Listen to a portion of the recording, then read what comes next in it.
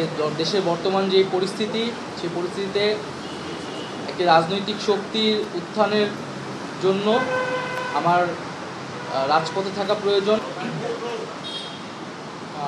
আজ দুপুর 1টার সময় আমাদের প্রধান উপদেষ্টা কার্যালয় যমুনাতে আমাদের উপদেষ্টা পরিষদের একটা অনানুষ্ঠানিক বৈঠক ছিল এবং এই বৈঠকে আমি আমার একটা ব্যক্তিগত বিষয়ে আলোচনা করেছি এবং আলোচনা সাপেক্ষে আমি প্রধান উপদেষ্টা বরাবর আমার পদত্যাগপত্র জমা দিয়েছি। আমার যেই দুটি মন্ত্রণালয় ছিল, তথ্য ও সম্প্রচার এবং ডাক, টেলিযোগাযোগ এবং তথ্য প্রযুক্তি, দুটি মন্ত্রণালয়ের দায়িত্ব থেকে আমি ইস্তফা দিয়েছি। এছাড়াও এই জুলাই ফাউন্ডেশন, জুলাই শহীদ স্মৃতি ফাউন্ডেশন সহ সরকারের যেই সকল কমিটিতে আমি ছিলাম, এই সকল কমিটি থেকে আমি একই সাথে ইস্তফা আমার হচ্ছে।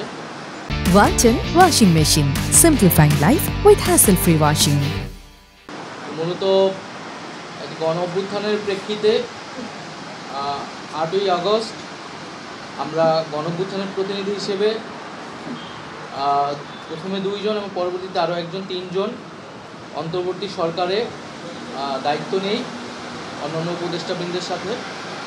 তখন দেশের জাতীয় নিরাপত্তা এবং গণ অভ্যুত্থানের আকাঙ্ক্ষা বাস্তবায়নের লক্ষ্যে আমাদের সেই সময় দায়িত্ব গ্রহণ করাটা আমাদের কাছে মনে হয়েছিল যৌক্তিক। গত 6.5 মাসের প্রেক্ষিতে সরকার কাজ করছে, হয়তো আমরা আশানুরূপ ফলাফল এখনও পাইনি, কিন্তু আমার কাছে মনে হয়েছে যে সরকারের একটা স্ট্যাবিলিটিতে সরকার এসেছে এবং ব্যক্তিগতভাবে সরকারের বাইরে যে দেশের বর্তমান যে পরিস্থিতি, সেই পরিস্থিতিতে একটি রাজনৈতিক শক্তির উত্থানের জন্য আমার রাজপথে থাকা প্রয়োজন, ছাত্র জনতার কাতারে থাকা প্রয়োজন এবং আমরা যে গণতান্ত্রিক পরিবর্তনের আকাঙ্ক্ষা করি, সেই আকাঙ্ক্ষার জন্য এবং আমার যে গণ অভ্যুত্থানে যে ছাত্র জনতা অংশগ্রহণ করেছে, সেই শক্তিকে সংহত করতে আমি মনে করেছি যে আমার সরকারের থেকে আমার সরকারের বাইরে রাজপথে আমার ভূমিকা বেশি হবে এবং আমার বাইরে যারা আমাদের সহযোদ্ধা রয়েছেন তারাও চান এবং সেই প্রেক্ষিতে আমি মূলত আজকে পদত্যাগপত্র জমা দিয়েছি। গত 6 মাসে আমি আমার জায়গা থেকে চেষ্টা করেছি কাজ করে যাওয়ার। 2টি মন্ত্রণালয়ের বাইরেও অনেক অতিরিক্ত দায়িত্ব আমাদের পালন করতে হয়েছে।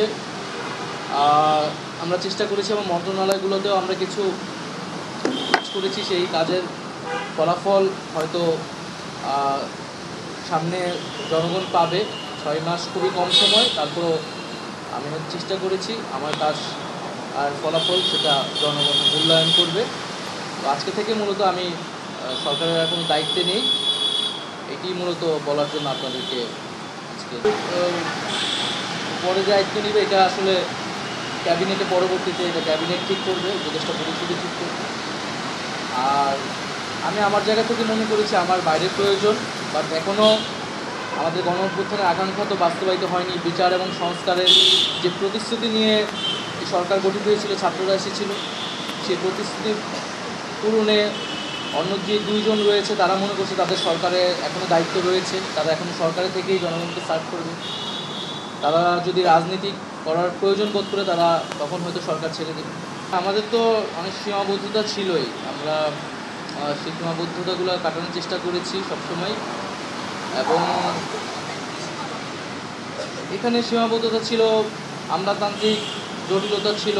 আমরা এসে এই ব্যুরোক্রেসিকে যেভাবে পেয়েছি, এখানে পুলিশ যে তার আত্মবিশ্বাসের ঘাটতি হয়েছে আন্দোলনের পরে এবং একই সাথে এখানে এই জুলাই গণহত্যাকারীদের, জুলাইয়ের যারা গণহত্যাকারী তাদেরকে গ্রেফতারের বিষয়টা, বিচারের বিষয়টা, সেই বিষয়ে আমাদের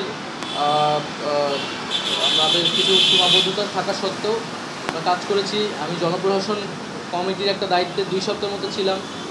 2 সপ্তাহের মিটিংয়ে আমরা সিদ্ধান্ত নিয়েছি যে যারা 18 সালের ডিসি ছিল এবং দুর্নীতির সাথে জড়িত ছিল তাদেরকে সরানোর ব্যবস্থা, এরকম কিছু উদ্যোগ আমরা নিয়েছি এবং আমি আশা করব যে অন্তর্বর্তীকালীন সরকার সামনের দিনগুলোতে জনগণের যে আকাঙ্ক্ষা, গণঅভ্যুত্থানের যে আকাঙ্ক্ষা, সেই আকাঙ্ক্ষা বাস্তবায়নে তারা সচেষ্ট হবে এবং দেশের যে আইনশৃঙ্খলা পরিস্থিতি, সেই আইনশৃঙ্খলা পরিস্থিতি এবং দ্রব্যমূল্য নিরসনে তারা সফলতা দেখাতে পারবে।